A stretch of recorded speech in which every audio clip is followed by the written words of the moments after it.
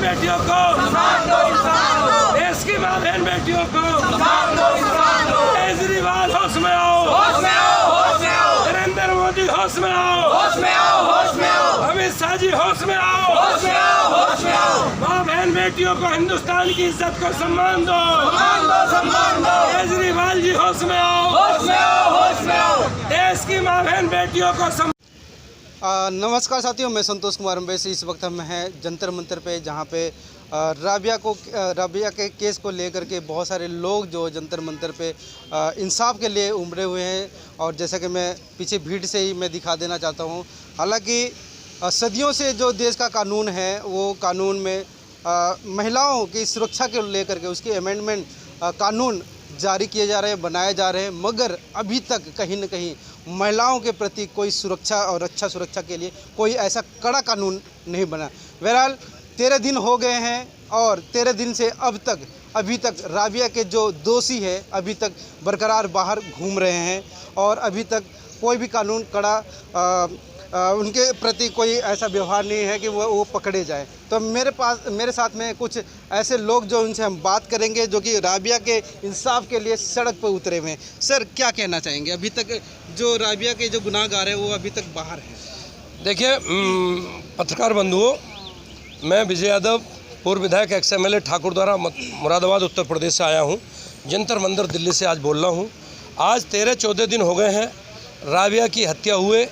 जो डिफेंस में जॉब करते हुए भी हमारी बहन सुरक्षित नहीं है और हमारे देश की राजधानी में डिफेंस में नौकरी करते हुए भी सुरक्षित नहीं है, तो हमारे हिंदुस्तान में, हमारा कृषि प्रधान देश है हिंदुस्तान, हमारे देश की 90% 95% जनता देहात में किसानी पर निर्भर है।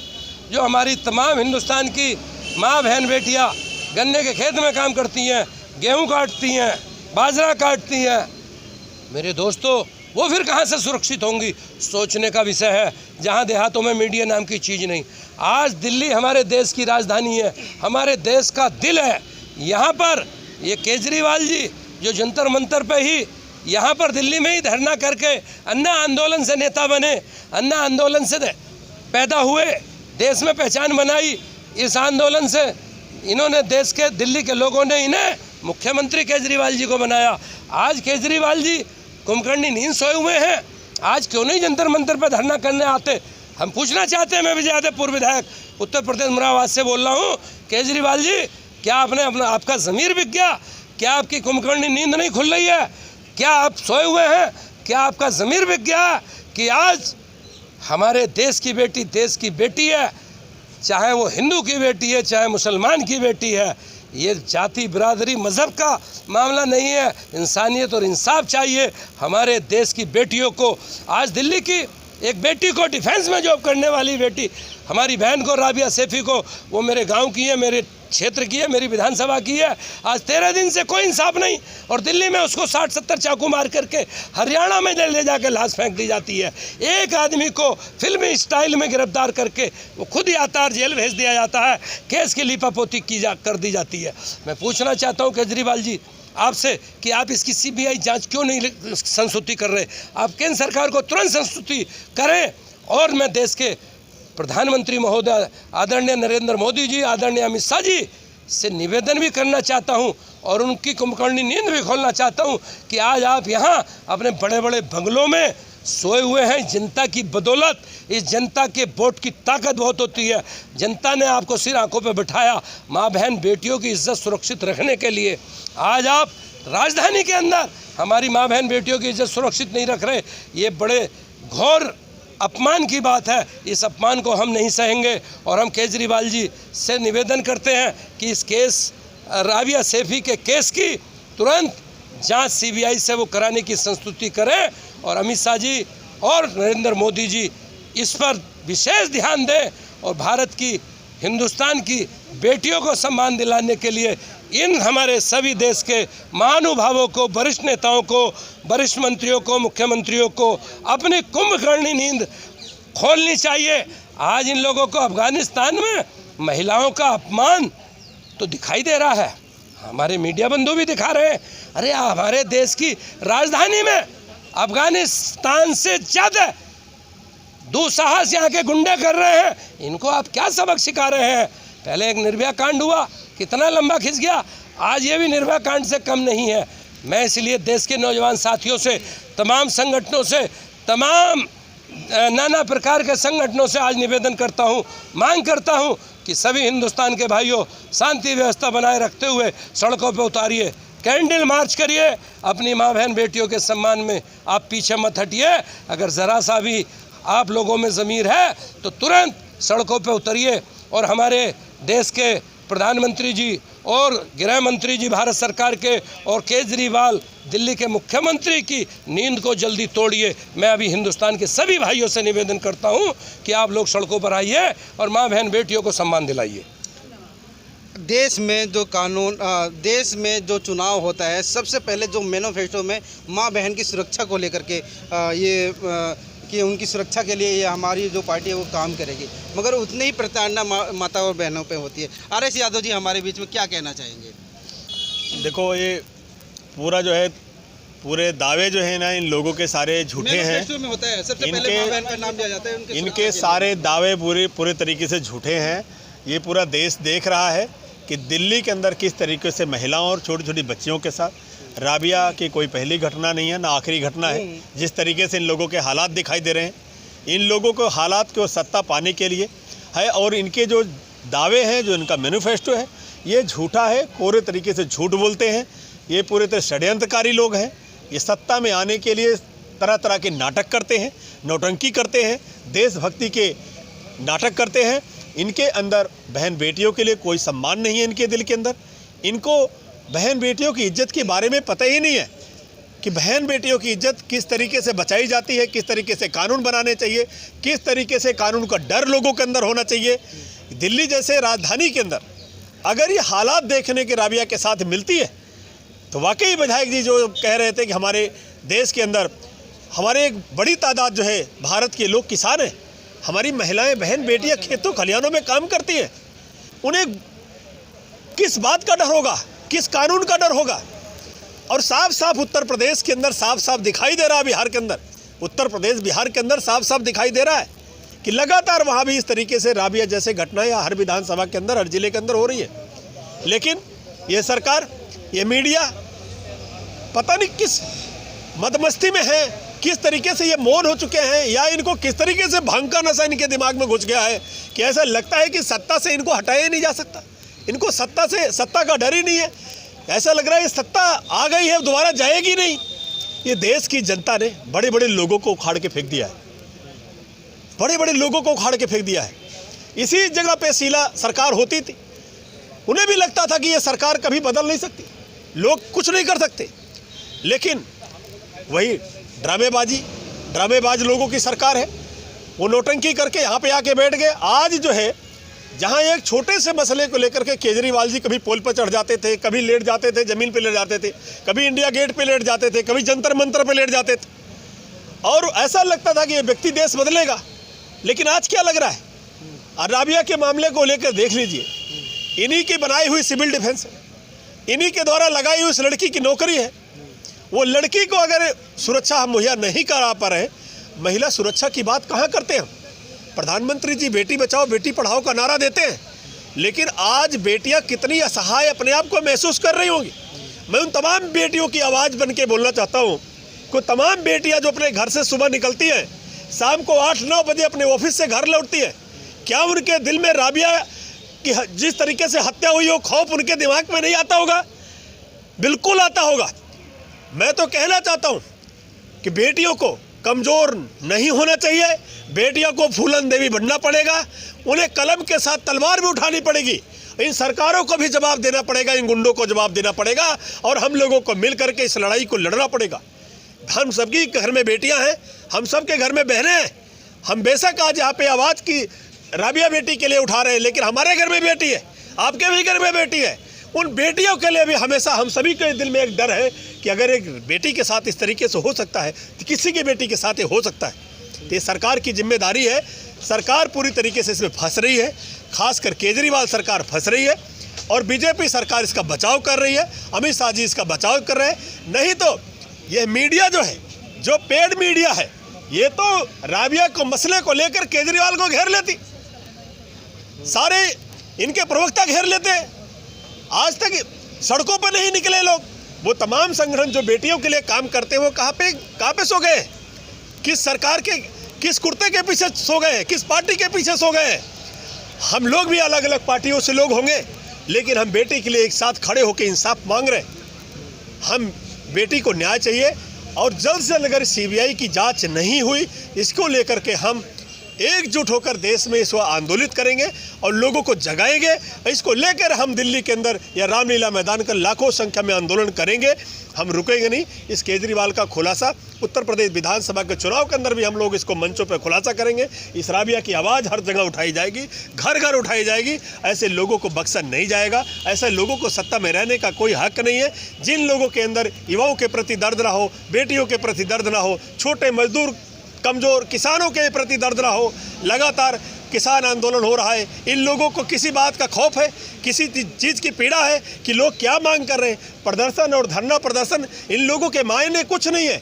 ये हिटलरशाही सरकार है, ये तानाशाही लोग हैं, ये है मनुवादी लोग हैं, ये जातिवादी लोग हैं। ये सत्ता में बैठ के लोगों को गुमराह कर रहे हैं और देश पर राज कर रहे हैं। हमारे तमाम उन बहुसंख्यक समाज के लोगों को कहना चाहता हूँ, आप लोग जिस भी पार्टी में हो, लेकिन ये सोचिए कि हम किस विधायक को बनाने जा रहे हैं, किस नेता को चुनने जा रहे हैं, किस मुख्यमंत्री को चुनने जा रहे हैं। ऐसे कुशासन की सरकार, ऐसे इस सरकार को उत्तर प्रदेश बिहार की अगर सरकार होती, अगर अखिलेश जी की सरकार होती या तेजस्वी जी की सरकार होती, तो इस सरकार को जंगल राज, गुंडा राज बता दिया जाता। क्या राबिया के साथ जो हत्याएं हुई, जो इसके साथ नृशंस हत्या हुई, इसको कौन सा राज घोषित करोगे? इसको कौन सा राज बताओगे? इसको स्वराज कहोगे या गुंडा राज कहोगे या जंगल राज कहोगे? देश का प्रधानमंत्री को क्या कहोगे जो बेटी बचाने, बेटी पढ़ाने की बात करते हैं? वहाँ बेटियाँ दिल्ली जैसे प्रधानमंत्री के घर से महज 1 किलोमीटर 1.5 किलोमीटर दूर पे बेटी को उठा लिया जाता है, बेटी को नृशंस हत्या कर दी जाती है। और वहीं पर दिल्ली के अंदर ही प्रधानमंत्री की भतीजी का पर्स गायब हो जाता है, तो 2 घंटे में पर्स मिल जाता है। लेकिन बेटी के हत्यारों को आज तक पता नहीं चल रहा है इसके पीछे कौन कौन से लोग हैं, कौन क्या आईबी क्या कर रही है। दुनिया भर के तंत्र यहाँ पे रहे, दिल्ली के अंदर सारे तंत्र हैं, आईबी है, सीबीआई है, ईडी है, तमाम यहाँ पे संसाधन है, यहाँ पे वो जांच नहीं कर पा रहे हैं कि इस राबिया के हत्या जो हुई है इसके पीछे क्या क्या गिरोह है, क्या क्या षड्यंत्र था। एक को पकड़ करके सारे पे पानी डाल देना चाहते हैं, किसकी आवाज़ कोई नहीं उठाएगा। लेकिन देश के तमाम संगठन काम कर रहे हैं। हम लोग एकजुट होकर बड़ा आंदोलन का रूप देंगे और बिल्कुल चुप नहीं बैठेंगे और राबिया को इंसाफ दिला के ही दम लेंगे। हमारे बीच में एक नौजवान साथी हैं, वो भी उतरे हुए हैं सड़कों पे। और देश का जो कानून है, मतलब कि काफ़ी मतलब पूरे वर्ल्ड में बहुत अच्छा और सुरक्षा माना जाता है कि जो भारत का जो कानून है, जो संविधान है, काफ़ी रक्षा और सुरक्षा सबको मुहैया कराता है। और वहीं पे न्याय के बारे में भी काफ़ी अच्छा माना जाता है। मगर राबिया को अभी तक इंसाफ नहीं मिला। जो कानून, जो सरकार देश में आई थी, वो माता और बहनों को, मेरा सवाल स्पष्ट रूप से है, जो अभी जो सरकार जो है केंद्र में, वो सिर्फ माताएं बहनों के सुरक्षा और एजुकेशन को लेकर के काम करने के लिए आई थी और लोगों ने खूब सराहा और लोगों ने भी चुना। क्या कहना चाहेंगे? अभी तक राबिया को इंसाफ नहीं मिला। देखिए, मैं योगेश यादव डिस्ट्रिक्ट एटा यूपी से आया हूँ। संघर्षवादी राष्ट्रीय युवा शक्ति संगठन का राष्ट्रीय अध्यक्ष हूँ। जो भाइयों बहनों, जो हमारे देश के प्रधानमंत्री बोलते थे, मेरे भाइयों बहनों, बेटी बचाओ बेटी पढ़ाओ, आज वही हमारे देश की बेटियों का रेप करवा रहे हैं, मर्डर करवा रहे हैं। मैं दिल्ली के जो हमारे सीएम बैठे हुए हैं माननीय केजरीवाल जी, जो रिक्शे वाले की हवा निकल जाती थी तो धरना प्रदर्शन में बैठ जाते थे। रिक्शे की हवा निकल जाती थी टायर की, तो धरना प्रदर्शन बैठ जाते थे। आज उन्हीं केजरीवाल जी से मैं पूछना चाहता हूँ, राबिया सैफी जैसी बहन का अत्याचार हो, बलात्कार करके उसके 70-72 चाकुओं से हत्या की जाती है और मर्डर करके हमारे दिल्ली से दूसरे प्रदेश में, हरियाणा में फेंक दिया जाता है। तो मैं वो प्रधानमंत्री जी से पूछना चाहता हूँ, वो भाइयों बहनों कहाँ गया? आप सत्ता पक्ष में आने के लिए भाइयों बहनों का सम्मान चाहते थे। मैं ये पूरी देश की जनता से भी जानना चाहता हूँ, आपने जिसको चुना है वो हमारी माँ बहन बेटियों की इज्जत को लुटवा रहा है, नीलाम करवा रहा है। जो हमारी एक सेल्फ डिफेंस में जॉब करने वाली बेटी ये दिल्ली में सुरक्षित नहीं है, तो आम जनता कैसे सुरक्षित होगी? क्योंकि ये दिल्ली हमारी ऐसी दिल्ली है, यहाँ से हर प्रदेश का, पूरे देश की माताएं बहनें भाई बहनों सारे लोग रहते हैं, तो वहाँ पे कोई सुरक्षित नहीं है, तो कैसे इस सरकार का भरोसा किया जाएगा। ये सरकार केवल सत्ता माने के लिए धरना प्रदर्शन देती हैं, भाइयों बहनों करती हैं, लेकिन सत्ता पे आने के बाद जनता को भूल जाते हैं। मैं उसी जनता से अपील करना चाहता हूँ, जो भी चुनाव आ रहे हैं ऐसे विधायक को चुने, ऐसे सांसद को चुने जो जनता के बीच में रहे, जनता की सुने। और सभी देशवासियों से अपील करना चाहता हूँ, यह राबिया सैफी को न्याय नहीं मिला तो सड़कों पे आएँ, किसी भी धर्म का हो, किसी भी जात का हो। सारे संगठनों से अपील कर रहा हूँ, सारी पार्टियों से अपील कर रहा हूँ, इस राबिया सैफी को न्याय दिलाने के लिए सड़कों पे आएँ। और हम लोग आज दिल्ली जंतर मंतर पर आए और हमारे डॉक्टर RS यादव जी बता रहे हैं कि हम रामलीला मैदान पर बैठेंगे, हम लाखों की संख्या में बैठेंगे, और जब तक राबिया सैफी को न्याय नहीं मिलता है तब तक हम लोग शांत नहीं बैठेंगे। क्यों आज राबिया सैफी के साथ ये हुआ, कल हमारी माँ बहन बेटी के साथ हो सकता है।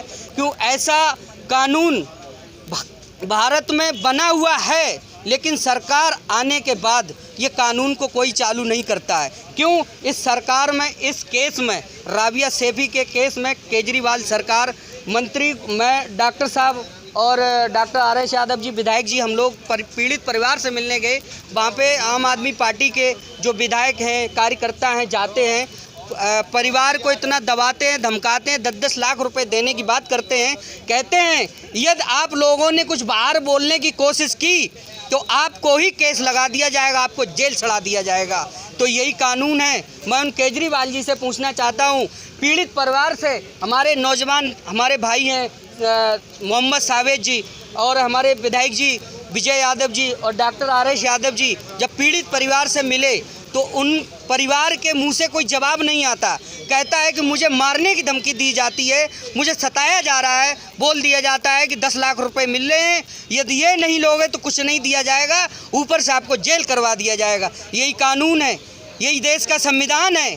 मैं सभी देशवासियों से कहना चाहता हूँ, पूछना चाहता हूँ, आज ये राबिया सैफी है, कल आपकी भी बहन हो सकती है, परसों मेरी भी बहन हो सकती है।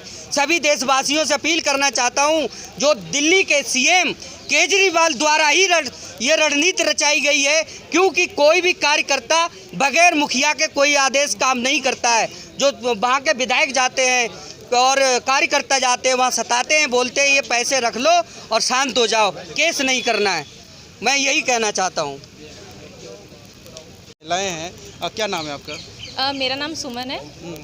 आप लोग राबिया को इंसाफ के लिए दिलाने के लिए, राबिया को इंसाफ दिलाने के लिए आप लोग प्रदर्शन कर रहे हैं, क्या कहना चाहेंगे इस कानून व्यवस्था के बारे में, सरकार के बारे में? देखिए, पहले तो मैं सिर्फ एक चीज़ कहना चाहूँगी कि सरकार जो भी कानून बनाते हैं, देखिए कानून वो लागू होने चाहिए। और ये जो हमारी जो बहन थी जिनके साथ में ये गलत काम हुआ, पहली बात ना लोगों को ना अपनी मेंटालिटी चेंज करनी पड़ेगी। क्योंकि जब तक आप देखिए किसी एक नेता से या किसी एक सरकार से कुछ भी नहीं होता। मतलब मेरा कहने का मतलब ये है कि हर किसी को, चाहे कोई नेता है या कोई लड़की है या लड़का है, कोई भी है, सबको अपनी मेंटालिटी चेंज करनी पड़ेगी। क्योंकि जब तक हर कोई अपनी मेंटालिटी नहीं लड़कियों के लिए अच्छी करेगा, तब तक ये चेंजेस आ ही नहीं सकते। क्योंकि आप अगर किसी एक नेता को बोलेंगे या किसी एक सरकार को बोलेंगे कि आप कानून बनाएं और उसको लागू भी करें, और साथ के साथ अपनी मेंटालिटी जो है लड़कियों को लेके, तो प्लीज़ वो अच्छी करें। क्योंकि देखिए सबके घर में बहन बेटी सब होती हैं। आपको लग रहा है ना कि मतलब कि इस कार्यकाल में हाँ जी अभी तक जो अत्याचार जो हुए हैं वो ज़्यादातर नहीं महिलाओं होने के चाहिए। हाँ जी, अत्याचार जो है गर्ल्स के साथ में वो नहीं होने चाहिए। तभी तो मैंने बोला कि लोगों को मेंटालिटी अपनी चेंज करनी पड़ेगी। क्योंकि अगर आप अच्छा सोचेंगे, अच्छा करेंगे, तभी तो कुछ देश में ये जो हमारे अत्याचार हो रहे हैं लड़कियों के साथ में वो नहीं होंगे। हाँ जी। तो अभी क्या कहना चाहेंगे, दोषी अगर पकड़े जाएं तो? हाँ, उनको बिल्कुल जो दोषियों को पकड़ना चाहिए, जल्द से जल्द पकड़ना चाहिए और उन्हें फांसी देनी चाहिए। और मेरा कहना तो यह कि उनको खुले रोड पे फांसी देनी चाहिए, ताकि एटलीस्ट जो करने वाले हैं, मतलब अगर सपोज कोई और भी है अदर जिसके माइंड में ऐसी चीज़ें चलती हों, तो उसको भी ये चीज़ देख के एक बार दिल में होना चाहिए कि नहीं, मतलब उसे भी दिल में डर होना चाहिए। तो साथियों, हमारे साथ में एक महिला थी जो कि राबिया को इंसाफ दिलाने के लिए जंतर मंतर पे, और उन्होंने साफ स्पष्ट रूप से बोला है कि ऐसे दोषियों को फांसी मिले और बीच चौराहे पे मिले, लोगों के बीच में मिले। तो कहीं ना कहीं ये काफ़ी निंदनीय है जो कि हमारे देश में ऐसी इस प्रकार की जो घटनाएं हैं हो रही हैं, और सरकार जो अपना सत्ता जो हासिल कर रही है वो सबसे सर्वप्रथम वो महिलाओं के रक्षा और सुरक्षा को लेकर के आती है। तो बहरहाल मैं संतोष कुमार अम्बेश अपने सहयोगी पुनीत गौतम के साथ।